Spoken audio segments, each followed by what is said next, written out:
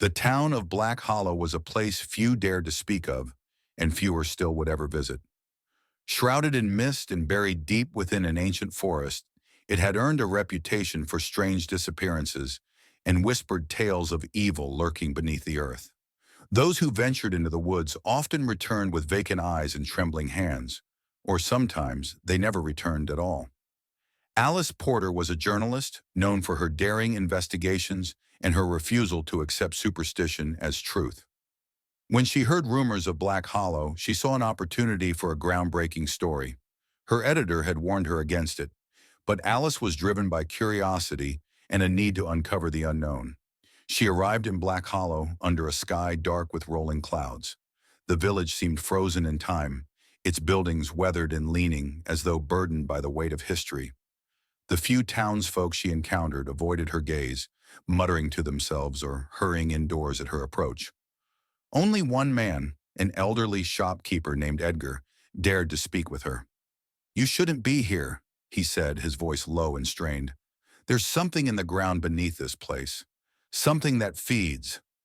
Alice dismissed his warning as folklore, but made note of his words in her journal. That evening, she checked into a decaying inn and prepared for her exploration of the forest the next day.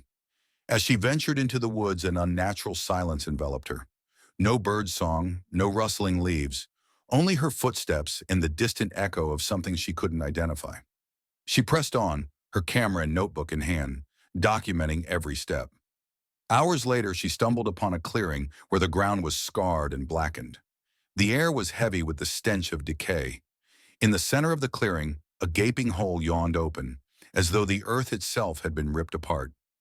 Driven by morbid fascination, Alice approached the chasm.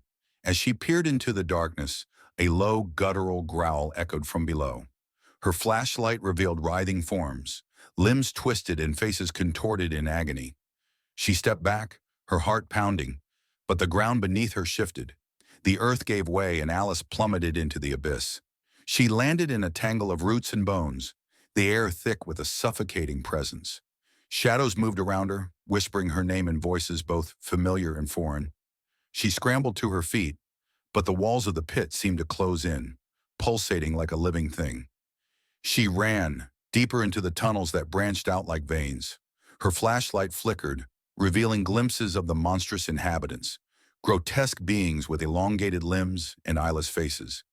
They watched her, their mouths twisted into unnatural grins. Panic surged through her as she realized the truth. This was not merely a place beneath the ground, it was a living entity. The town of Black Hollow was built upon it, and it hungered for those who dared disturb it. Alice's screams were swallowed by the darkness. She was never seen again. Months later, a hiker found her camera, caked in mud and blood.